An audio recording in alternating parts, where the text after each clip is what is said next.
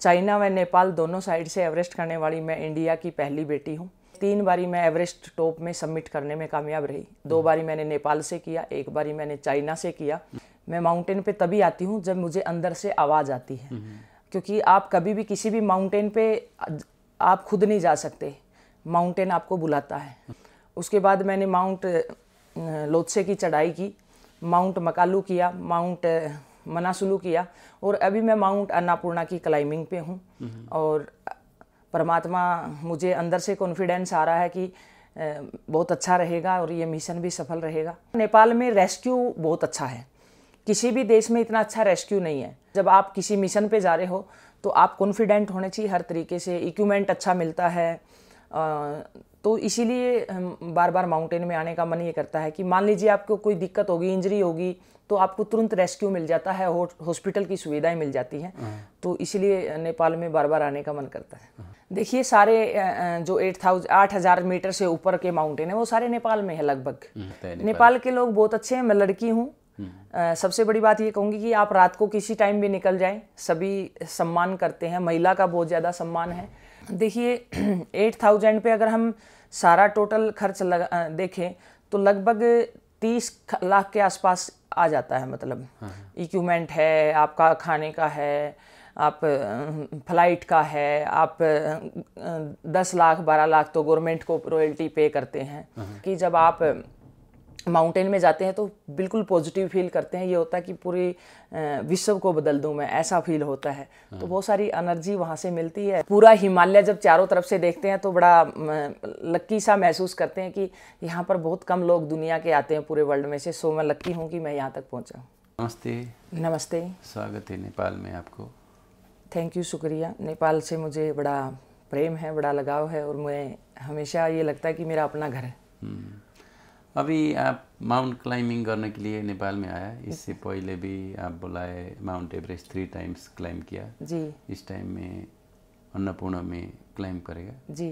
तो mount Everest चढ़ने का इतना शौक क्यों है? देखिए, मुझे एडवेंचर से बहुत प्रेम है, और मेरे जीवन में बहुत सारी चुनौतियां रही हैं। मैं हरियाणा स्टेट से आती हूं, इंडिया की, और मेरी जब 12 ईयर थी तो तब मेरे फादर की डेथ हो गई थी, और फैमिली में कोई भी पढ़ा लिखा नहीं था, ना फैमिली में कोई संभालने वाला नहीं था। और मेरी माताजी भी डिप्रेशन में आ गई थी, मेरे फादर की भी डिप्रेशन में डेथ हुई थी। तो मेरे जीवन में पहले ही एडवेंचर से ज़्यादा चुनौतियां रही हैं। मैंने अपने छोटे बहन भाइयों को पाला, उनका पालन पोषण किया, उनको पढ़ाया लिखाया, उनको कामयाब किया। मेरी ज्वाइंट फैमिली है, तो हम 9 बहन भाई हैं टोटल। तो सबसे बड़ी मैं हूँ। सभी को पढ़ाया, सभी को लिखाया और कामयाब किया। बहुत सारा संघर्ष किया घर के अंदर। खाने के रोटियों के भी लाले थे, एक टाइम की रोटी भी नहीं मिलती थी। तो वहाँ से मैं स्ट्रगल करके आई हूँ। और जिस इलाके से मैं आती हूँ तो आज से 30 साल पहले वहाँ बेटियों को पढ़ाने के लिए मतलब इतना वो नहीं था, लोग पढ़ाते नहीं थे, और कोई ज़रूरी नहीं समझते थे कि बेटी पढ़े और वो आगे बढ़े। तो वहाँ से मैंने अपनी जर्नी शुरू की है। तो एडवेंचर से डिफ़िकल्ट तो मेरा जीवन रहा है। उसके साथ साथ मैं हरियाणा पुलिस में लगी, तो हरियाणा पुलिस में भी बेटियों को लेकर के तब लोग नहीं वो करते थे कि वे, अभी तो काफ़ी बदलाव आया है, लेकिन तब लोग कहते थे कि हरियाणा पुलिस में अगर बेटी सिलेक्शन हो गया तो उसका रिश्ता भी नहीं होता था। तो बहुत सारी चुनौतियाँ रही। तो मैंने हमेशा वो जीवन में वो टास्क लिए हैं कि जिससे हमेशा ये कह सकते कि ये महिला नहीं कर सकती, ये नारी नहीं कर सकती, ये वोमेन इसको नहीं कर सकती। तो मैंने हिमालय को चुना। मेरा बचपन से सपना था, मेरे पिताजी का सपना था कि मैं एक अंतर्राष्ट्रीय खिलाड़ी बनूं, लेकिन उनकी डेथ होने के बाद वो सपना मेरा टूटा तो नहीं कहूँगी, लेकिन एक बार तो उसमें बहुत सारी परेशानियाँ, चुनौतियाँ आ गई। मैंने परिवार संभालना पड़ गया, छोटे बहन भाइयों को पढ़ाना, खेती करना, पशुपालन करना, और मिल्क बेच करके मैंने अपने बहन भाइयों को पढ़ाया। बहुत संघर्ष किया। तो उसके बाद फिर मैंने सोचा कि मेरी जो इच्छा शक्ति है, मैं हरियाणा पुलिस को ज्वाइन किया मैंने। तो मैंने अपने ऑफिसर को बोला कि मैं एडवेंचर करना चाहती हूँ। उन्होंने मुझे समझाया भी, बताया भी कि बेटा बहुत डिफ़िकल्ट है, आप फैमिली के मेन मेंबर है और बहुत चुनौतियाँ, वहाँ डेथ भी हो जाती है, तो आप मत ऐसा कीजिएगा। लेकिन मैंने कहा नहीं, मैंने एडवेंचर ही करना है। तो मैंने तब एडवेंचर की शुरुआत की और 7 महाद्वीपों के हाईएस्ट माउंटेन क्लाइंब किए। जो हमारे सारे कंटिनेंट्स हैं उनके जो उच्चतम शिखर है उनको नतमस्तक करने का सौभाग्य मिला। और माउंट एवरेस्ट के मैंने 4 अभियान किए। तब अर्थक्वेक आया, तब भी मैं नॉर्थ साइड से एवरेस्ट क्लाइम कर रही थी जब पूरा नेपाल हिल गया था। और 4 अभियानों में मैंने 3 बारी मैं एवरेस्ट टॉप में सबमिट करने में कामयाब रही। 2 बारी मैंने नेपाल से किया, 1 बारी मैंने चाइना से किया। चाइना व नेपाल दोनों साइड से एवरेस्ट करने वाली मैं इंडिया की पहली बेटी हूँ। उसके बाद मैंने माउंट लोत्से की चढ़ाई की, माउंट मकालू किया, माउंट मनासुलू किया, और अभी मैं माउंट अन्नापूर्णा की क्लाइंबिंग पे हूँ। और परमात्मा, मुझे अंदर से कॉन्फिडेंस आ रहा है कि बहुत अच्छा रहेगा और ये मिशन भी सफल रहेगा। क्योंकि आज से 10 दिन पहले मेरी कोई तैयारी नहीं थी, कोई मेरे पास स्पॉन्सर नहीं है, तो मैं अपने आप ही सारी व्यवस्था करके और 10 दिन के अंदर मैंने किया कि मैंने अन्नापूर्णा माँ बुला रही है और मैं क्लाइंबिंग के लिए जाऊंगी। मैं माउंटेन पे तभी आती हूँ जब मुझे अंदर से आवाज़ आती है, क्योंकि आप कभी भी किसी भी माउंटेन पे आप खुद नहीं जा सकते, माउंटेन आपको बुलाता है, वो आपको कहता है कि आप आइए, मैं आपका स्वागत करता हूँ। तो हमेशा मैं जब भी अंदर की फील आती है तो मैं तब क्लाइंबिंग के लिए आती हूँ। तो पहले जैसे आप माउंट एवरेस्ट में क्लाइंब किया, उस टाइम कैसा रहा? बहुत सारी चुनौतियां रही। जब पहली बार एवरेस्ट किया तो अनुभव नहीं था 8000 मीटर का, बहुत डिफ़िकल्ट स्थितियां रही। एनर्जी भी ये नहीं पता था कहाँ ज़्यादा लगानी है, एनर्जी को सेव कैसे करना है, तो बहुत सारी चुनौतियां का सामना करना पड़ा। और पानी कैसे सेविंग रखना है, समिट में कैसे चलना है, पूरी एनर्जी लगा दी समिट से पहले ही और समिट के लिए एनर्जी नहीं बची, तो बड़ी मुश्किल समिट पुश किया। और फिर आते वक्त भी काफ़ी चुनौतियों का सामना किया, तो कभी गिरे कभी उठे। तो 8000 मीटर से ऊपर की जो चोटियाँ थी उसका अनुभव नहीं था, पहली बार 2013 में एवरेस्ट किया था। तो बहुत सारी चुनौतियाँ रही। खाने का नहीं पता था कि क्या खाना चाहिए, क्या लेके जाना चाहिए, कितना लगेज उठाना चाहिए, तो बहुत सारी चुनौतियाँ रही। और लेकिन सो लक्की रही कि सबमिट रहा। और जिस दिन मैंने सबमिट किया उस दिन वेदर, मेरी टीम और हम साथ में निकले तो बाद में पता चला कि अचानक से वेदर ख़राब हो गया। मैं कैंप से निकल चुकी थी तो हमारी आपस में कम्युनिकेशन गैप हुआ, लेकिन वेदर इतना ख़राब था, इतनी विंड थी कि पूरी एनर्जी लग गई, मतलब। लेकिन सो लक्की कि मैं जीवित रही और मैंने सबमिट किया। जब मैं वापस आई तो मेरी कंपनी के कमांडर ने बोला कि अनीता जी आप बहुत स्ट्रॉन्ग है, इतने ख़राब वेदर में आपने सबमिट किया है। पूरी टीम कैंप में सो रही थी जो मेरे साथ चले थे और मैं अकेली सबमिट करके वापस कैंप लौटी, अकेला। जी। तो आप बोला मैं इंडिया से पहली लेडी हूँ जो माउंट क्लाइंबिंग करने का, वो भी 3 टाइम्स। जी। नेपाल में भी एक वो था पासाङ लामू शेर्पा बोल के, वो नेपाली फर्स्ट लेडी था। जी जी। तो आप तो इंडिया का सिंगल। जी, दोनों साइड से, चाइना तिब्बत साइड से और नेपाल साइड से एवरेस्ट करने वाली मैं इंडिया की पहली महिला हूँ। आपको फिर नेपाल में माउंट क्लाइंबिंग करने के लिए आने का इरादा क्यों इतना बढ़ता है? देखिए, सारे जो 8000 मीटर से ऊपर के माउंटेन है वो सारे नेपाल में है लगभग। कुछ पाकिस्तान में है, पाकिस्तान में वाले माउंटेन इंडिया क्लाइंब नहीं कर सकता क्योंकि पाकिस्तान का और इंडिया का थोड़ा सा कंट्रोवर्सी रहता है, तो हम वो क्लाइंब नहीं कर सकते। लेकिन ज़्यादातर 8000 मीटर से ऊपर माउंटेन नेपाल में है और बाकी 2 माउंटेन चाइना में है। तो इसीलिए नेपाल में आना पड़ता है कि 8000 मीटर के माउंटेन क्लाइंब करने हैं, तो जो 14 पीक है वो क्लाइंब करना है, क्योंकि एडवेंचर का सबसे मेन पार्ट है ये। तो इसीलिए नेपाल में आना पड़ता है। दूसरा, नेपाल में रेस्क्यू बहुत अच्छा है, किसी भी देश में इतना अच्छा रेस्क्यू नहीं है। मतलब माउंटेन के लिए अगर रेस्क्यू की बात करें, शेर्पा की बात करें और व्यवस्था की बात करें तो सबसे बेस्ट है। तो इसलिए ये रहता है कि जब आप किसी मिशन पे जा रहे हो तो आप कॉन्फिडेंट होने चाहिए, हर तरीके से इक्विपमेंट अच्छा मिलता है।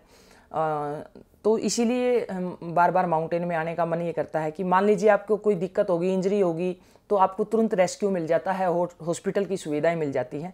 तो इसीलिए नेपाल में बार बार आने का मन करता है। वो नेपाल में आपको अच्छा लगा हॉस्पिटैलिटी जो? जी जी जी। बैकअप है जो आपका रेस्क्यू का बैकअप अच्छा है, हॉस्पिटल की वो अच्छी है, आपको तुरंत रेस्क्यू करके काठमांडू ले आ जा सकता है। आपकी मतलब लास्ट तक ये प्रयास रहता है कि आपकी जान बचाई जाए। जी जी, रेस्क्यू बहुत अच्छा है। और क्या अच्छा लगता है जो जैसे नेपाल आप आया 2-3 बार का एक्सपीरियंस भी रहा, माउंट क्लाइंबिंग और दूसरा एडवेंचर और भी है, तो क्या अच्छा लगता है? नेपाल के लोग बहुत अच्छे हैं। मैं लड़की हूँ। सबसे बड़ी बात ये कहूँगी कि आप रात को किसी टाइम भी निकल जाएं, सभी सम्मान करते हैं। महिला का बहुत ज़्यादा सम्मान है। कोई भी आपको मतलब इतनी अच्छी नज़रों से देखते हैं, इतना सम्मान करते हैं। और कहीं भी मुझे ये नहीं लगा कि नेपाल में कि दुकान के ऊपर किसी भी मार्केट में जाइएगा, मुझे नहीं लगा कि कोई चोरी वोरी होता है। इतने टूरिस्ट आते हैं तो बड़े प्यार से रहते हैं लोग और बड़ा इज्जत देते हैं नेपाल के लोग, और बड़े अच्छे बोलते हैं, बड़े स्वीट से बोलते हैं। और बड़ी, चाहे वो शेरपा, हम पहाड़ों में जाते हैं तो शेरपा लोग बहुत सम्मान करते हैं, बहुत इज्जत के साथ हर मतलब रिस्पेक्ट करते हैं। मतलब पूछते हैं आपकी हेल्थ कैसी है, आप खाना सूट कर रहा कि नहीं, आपको नींद अच्छी आई कि नहीं है। तो बड़ा केयर करते हैं यहाँ के लोग, तो बड़ा अच्छा लगता है मुझे।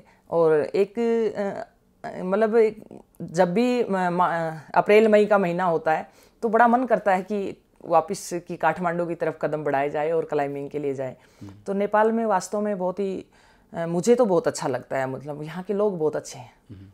जैसे एक क्लाइंब के लिए आप कितना इन्वेस्ट करता है? पैसा का बात होता है ना। देखिए 8000 पे अगर हम सारा टोटल खर्च देखें तो लगभग 30 लाख के आसपास आ जाता है। मतलब इक्विपमेंट है, आपका खाने का है, आप फ्लाइट का है, आप 10 लाख 12 लाख तो गवर्नमेंट को रॉयल्टी पे करते हैं। तो जो 8000 मीटर से ऊपर की पीक है तो उसमें आ जाता है इतना खर्च। ये तो नॉर्मली दाल रोटी का खर्च है। मतलब इतना खर्च आप वहन करते हैं तो बहुत ज़्यादा रिस्की भी है और बहुत ज़्यादा कॉस्टली भी है। सबसे बड़ी बात है कि क्रिकेट को स्पॉन्सर मिल जाते हैं, बहुत स्पॉन्सर मिलते हैं। क्रिकेट के ऊपर अंधाधुंध पैसा लगाया जाता है, लेकिन एडवेंचर बहुत ही साहस का गेम है। आपको बहुत कुछ सिखाता है, पर्यावरण के बारे में सिखाता है, इंसान की वैल्यू सिखाता है, वहाँ इंसान नहीं मिलते आपको। और पानी की वैल्यू सिखाता है क्योंकि पानी बड़ी मुश्किल से मिलता है। ऑक्सीजन की क्या वैल्यू है वो सिखाता है। लेकिन फिर भी इतनी सारी चीज़ें आपको एक एडवेंचर का खिलाड़ी सीखता है, उसके बावजूद भी आपको स्पॉन्सर नहीं मिलते, तो बहुत सारी चुनौतियों का सामना करना पड़ता है। जैसे आप बोला स्पॉन्सर का प्रॉब्लम है और दूसरा भी प्रॉब्लम है। जैसा आप बोला 30 लाख से ऊपर इन्वेस्ट भी करता है, फिर लाइफ भी जोखिम में, इतना रिस्क ले आके क्या मज़ा है उसमें। तो फिर आप बार बार उसका इरादा करता है कि माउंट एवरेस्ट जाने की। देखिए इंसान को अपने राष्ट्र से प्रेम होता है, तो जब हम अपने राष्ट्र का फ्लैग लेके चलते हैं तो सर्वोपरि राष्ट्र है। आपका एक जीवन आप खा पी के सो के गुजार गए तो उसका कोई महत्व नहीं है। आप ऐसा काम, ऐसा कार्य करके जाइए कि जिससे राष्ट्र आपके ऊपर गर्व फील करे। तो जब भी आप माउंटेन में आते हैं, अचीवमेंट देते हैं, तो आपसे बहुत सारा युवा जो जीवन में कुछ करना चाहता है वो आपसे मोटिवेट होता है, वो आपसे प्रेरणा लेता है।